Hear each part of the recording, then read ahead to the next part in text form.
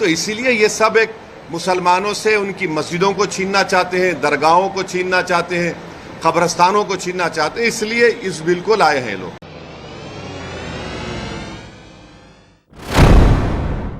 आदाब, मैं हूं मुमताज आलम रिजवी और बात करूंगा मैं वक्फ अमेंडमेंट बिल 2024 की, जिसको लेकर के बड़े सवाल खड़े हो गए। सवाल ये भी है कि क्या सरकार ये बिल पास करवा पाएगी या नहीं। जेपीसी में है और अभी पूरी चीजें क्लियर नहीं हुई हैं, लोग अपनी अपनी राय दे रहे हैं।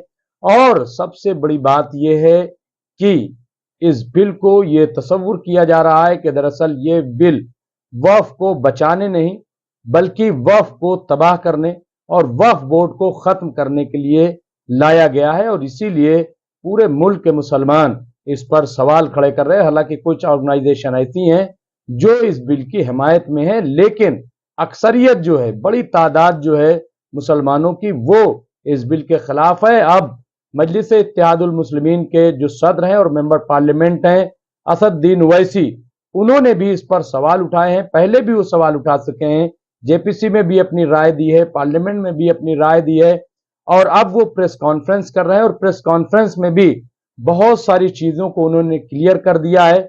क्या क्या खतरात हैं, किन किन चीजों को खत्म कर दिया है कि जिसकी वजह से मस्जिदें छिन जाएंगी, दरगाहें छिन जाएंगी, इमाम बाड़े छिन जाएंगे और तमाम जो खानकाहें हैं वो छिन जाएंगी। हालांकि बीजेपी की तरफ से, सरकार की तरफ से कहा जा रहा है कि झूठ है, प्रोपगंडा है, हमारा मकसद मस्जिदों को, इमाम बाड़ों को छीनना नहीं है बल्कि वक्फ को मजबूत करना है। लेकिन ऐसा नहीं है। बहुत क्लियर कट असदुद्दीन ओवैसी ने अपनी इस प्रेस कॉन्फ्रेंस में वजाहत कर दिया और एक एक पॉइंट पर बात की है। क्या उन्होंने कहा है, जरूर सुनिए। वैसा ही मुस्लिम धर्म में ये दान दी गई प्रॉपर्टी है, अब उसमें गवर्नमेंट का इंटरफेरेंस क्यों हो रहा है? ये आर्टिकल 26 का वायलेशन है। आर्टिकल 26 में लिखा गया कि कोई भी रिलीजियस डिनोमिनेशन अपने मजहब पे भी चल सकता और अपने जो इमूवेबल मूवेबल प्रॉपर्टीज में उसको एडमिनिस्टर कर सकता।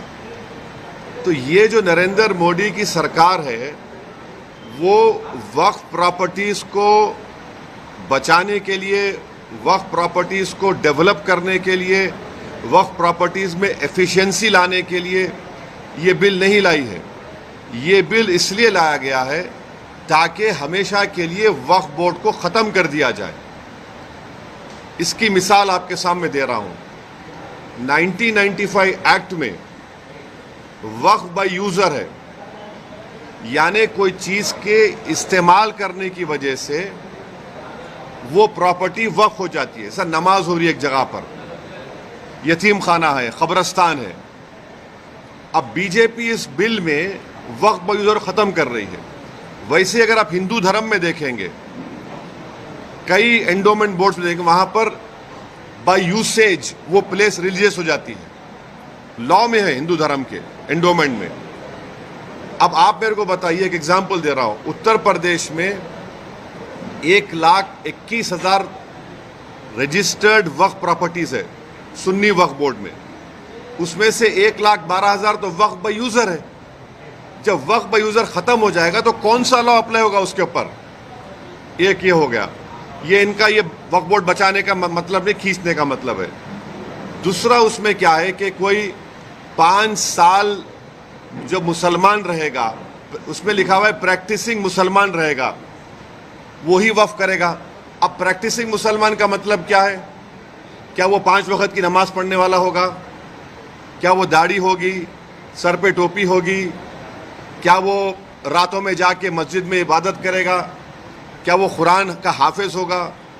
क्या उसकी वाइफ मुस्लिम होगी या नॉन मुस्लिम होगी? ये तुम कौन होते तय करने वाले? 5 साल प्रैक्टिसिंग मुस्लिम है ना, ये देख लो आप। अच्छा, कोई ऐसा लॉ हिंदू धर्म में नहीं है, कोई भी कभी भी दान दे सकता है। आप ये क्यों लेकर आए बताओ? आप कौन होते? मैं प्रैक्टिसिंग हूं नहीं हूं, मैं मुसलमान हूं। मेरे घर में झांक के देखेंगे नरेंद्र मोदी, या फिर 5 साल के बाद मोदी बोलेंगे आओ बेटा तुम मुसलमान सर्टिफिकेट लेकर जाओ। हाँ, तीसरा आप उसमें देख लो। तीसरा क्या है उसमें कि ये बोला जा रहा है कि कोई भी वक्फ प्रॉपर्टी जो गवर्नमेंट के कब्जे में है उसका फैसला कलेक्टर करेगा। अब आप मेरे को बताइए, कलेक्टर खुद गवर्नमेंट का होता है, एग्जीक्यूटिव का, क्या कलेक्टर अपने मामले में जज बन सकता है क्या? ये तो प्रिंसिपल्स ऑफ नेचुरल जस्टिस के खिलाफ है। भाई आप में मेरा झगड़ा होगा तो आप जज कैसे बनेंगे? तो कलेक्टर को इख्तियार दे रहे हैं कि कलेक्टर तय करेगा। अच्छा, फिर सर्वे कमिश्नर होता है जो सर्वे करता है प्रॉपर्टीज को, ये बोल दिया कि नहीं सर्वे कमिश्नर नहीं करेगा, कलेक्टर करेगा। सर्वे कमिश्नर एक अलग होता है डिपार्टमेंट, उसको खत्म कर रहे हैं। क्यों कर रहे हैं भाई आप उसको? फिर आप ये कर रहे हैं कि स्टेट वक्फ बोर्ड, सेंट्रल वक्फ काउंसिल में वहां पर सिर्फ एक नॉन मुस्लिम मेंबर होता है, वो मिनिस्टर होता है, बाकी के पूरे जितने कैटेगरीज है उसमें मुसलमान होता है। आप उसको ख़त्म करके मेजॉरिटी नॉन मुस्लिम को मेंबर बनाना चाह रहे हैं। स्टेट वक्फ बोर्ड में पूरे मुस्लिम मेंबर्स होते हैं, उसको आप क्या कर रहे हैं? आप उसमें से कम 8 या 9 नॉन मुस्लिम को अपॉइंट करना चाह रहे हैं। स्टेट वक्फ बोर्ड में इलेक्शन होता है मुतवल्ली कैटेगरी का, एमएलए एमपी कैटेगरी का और बार काउंसिल का, आप नॉमिनेट करेंगे। अच्छा, नॉमिनेट क्यों करना चाह रहे हैं? अगर आप वक्फ बोर्ड का एक्ट देखेंगे तो वक्फ बोर्ड में आपकी प्रॉपर्टी वक्फ है, मैं उसको डायरेक्ट मैनेजमेंट में 5 साल के लिए ले सकता हूं। जब मैं अपने लोगों को नॉमिनेट कर दूंगा उसमें तो मैं डायरेक्ट मैनेजमेंट ले लूंगा, इनकी नीयत खराब है उसमें। फिर आप ये कह रहे हैं कि कोई हिंदू वक्फ नहीं कर सकता। क्यों नहीं कर सकता हिंदू वक्फ? हिंदू वक्फ कर सकता है, वो मुतवल्ली भी बन सकता है, मगर आप हिंदू वक्फ नहीं कर सकता, उसको ख़त्म कर रहे हैं और हिंदू को मेंबर बनाना चाह रहे हैं आप। सेंट्रल वक्फ काउंसिल लेके देयर शैल बी, शेल का मतलब मैंडेटरी अंग्रेजी में, 2 मेंबर रहेंगे मिनिमम। फिर ये झूठा प्रोपेगेंडा बीजेपी की कि हम महिलाओं को बना रहे हैं, वो पढ़ते नहीं है। ऑलरेडी महिला का प्रोविजन है। क्या प्रोविजन है? अब ये बोल रहे हैं कि 2 बनाएंगे। अभी जो प्रोविजन है एटलीस्ट 2, यानी 2 से बढ़ सकते, आप 2 कर दिए खाली उसको। वक्फ का एक ट्राइब्यूनल है, अब ट्राइब्यूनल में झूठा प्रोपेगेंडा करते हैं कि ये इसका डिसीजन फाइनल होता है। भाई एनजीटी ट्राइब्यूनल है, इनकम टैक्स का ट्राइब्यूनल है, रेलवे क्लेमेंट्स ट्राइब्यूनल है, ऐसे 14 ट्राइब्यूनल है जिनका डिसीजन फाइनल होता है, अपील नहीं कर सकते। भाई ट्राइब्यूनल के जजमेंट के बाद हाई कोर्ट में रिव्यू पिटीशन डाला जाता है। अपील करने से तो लाखों केस कोर्ट में है और रिव्यू पिटीशन में हाई कोर्ट पूरा रिकॉर्ड मंगा सकता है, तो ये वक्फ के फेवर में नहीं है। फिर इसमें आपने एक कानून लेकर आए। अभी कानून क्या है कि अगर कोई वक्फ की जायदाद को चोरी से बेचता है उसको 2 साल का रिगरस इम्प्रिजनमेंट, नॉन बेलेबल। अभी मोदी जी के दिमाग में ख्याल आया, क्या ख्याल आया कि तू वक्फ बोर्ड की जायदाद को बेच दे। मोदी है तो मुमकिन है, क्या मुमकिन है कि तेरे को 2 साल नहीं, सिंपल इम्प्रिजनमेंट, तेरे को बेलेबल हो जाएगा। तो वक्फ के मफाद में क्या हो रहा है? ट्राइब्यूनल है वक्फ का ट्राइब्यूनल, उसमें एक डिस्ट्रिक्ट जज सीजे अपॉइंट करते हैं हाई कोर्ट के, एक इस्लामिक नॉलेज का जानकार और एक एमिनेंट पर्सन। अब आप क्या करते हैं? रिटायर्ड डिस्ट्रिक्ट जज, रिटायर्ड गवर्नमेंट एम्प्लॉय, कैसे होगा? फिर अगर आपकी कोई वक्फ की प्रॉपर्टी है, मैं जाके कंप्लेन करता हूं कि ये वक्फ नहीं है, तो collector will order an inquiry. अच्छा, पेंडिंग इंक्वायरी और property will not be waqf की एक्ट में बोल रहे, बिल में बोल रहे, and there is no time limit for that inquiry and the collector will do the inquiry as he deems fit. इसका क्या मतलब? यानी आपकी प्रॉपर्टी को मैं कंप्लेन कर दिया कि वक्फ नहीं है, तो कलेक्टर साहब 10 साल ले लेंगे, तब भी वक्फ नहीं रहेगा, वो अपने कंट्रोल में, उनके कंट्रोल में आ जाएगा।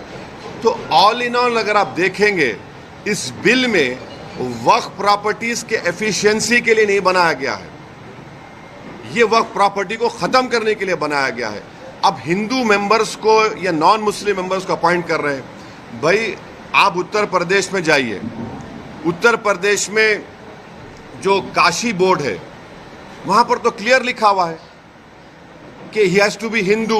अगर वो हिंदू धर्म छोड़ेगा तो मेंबरशिप चले जाएगी। फिर आप देख लीजिए जाकर आप ये जो आपका तमिलनाडु का एक्ट है, तेलंगाना का एंडोमेंट एक्ट है, आंध्रा का है, उड़ीसा का है, इसमें सब लिखा गया कि only Hindu will become the member.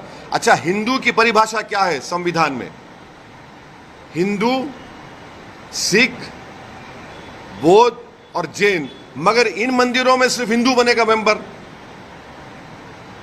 अब मिसाल के तौर पर मुंबई में ट्रस्ट में है आपका कौन सा मंदिर है? सिद्धि विनायक है।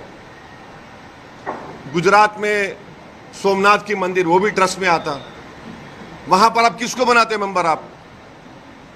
आप एक बात समझिए, तिरुपति के प्रसाद में घी में एनिमल फैट आया तो एतराज हो रहा है, बिल्कुल सही है, नहीं होना चाहिए अगर हुआ तो, मगर आप हमारे धर्म के संस्थानों में आप कैसे नॉन मुस्लिम को बनाएंगे? प्रसाद में आप बोल रहे कि एनिमल फैट आ गया तो गलत है, बोल हम भी मानते गलत है, नहीं आना चाहिए, उनकी आस्था है, मगर यहां पर हमारी आस्था, हमारे धर्म में ये तो वक्फ बोर्ड तो मुस्लिम धर्म का हिस्सा है। तो इसलिए ये जो बिल मोदी लाए हैं, उनकी सरकार लाई है, वो वक्फ प्रॉपर्टीज को छीनना चाह रहे। अच्छा, अभी हाजी मलंग की दरगाह है, एकनाथ शिंदे का स्टेटमेंट है कि दरगाह नहीं, हम नहीं मानते। अब ये कानून बनेगा तो कलेक्टर साहब के पास जाएंगे, कोई कलेक्टर बोलेगा नहीं नहीं ये दरगाह नहीं है, ये तो कुछ और है, या इंक्वायरी ऑर्डर कर देगा। ये कैसे होगा बताइए आप? अच्छा एक मिनट ठहरिए, इसमें एएसआई के प्रोटेक्टेड मॉन्यूमेंट्स भी है। एएसआई चाहता है कि पूरा निकाल दिया जाए वक्फ बोर्ड से। एएसआई का सेक्शन 16(1) पढ़िए आप, वो ये बोलता है कि the religious character of any protected monument can never be changed. तो ये इसीलिए हम कह रहे हैं कि ये वक्फ बिल जो नरेंद्र मोदी लाए हैं, वो वक्फ की प्रॉपर्टीज को बचाने के लिए नहीं, वक्फ के प्रॉपर्टीज को एफिशिएंट बनाने के लिए नहीं। अच्छा, जो वक्फ बोर्ड को मुतवल्ली 7% देते थे अपने इनकम का, उसको आप 5% कर दिए। ये कौन सा वक्फ के मफाद में काम कर रहे बताओ आप? तो इसीलिए ये सब एक मुसलमानों से उनकी मस्जिदों को छीनना चाहते हैं, दरगाहों को छीनना चाहते हैं, कब्रस्तानों को छीनना चाहते हैं, इसलिए इस बिल को लाए हैं लोग।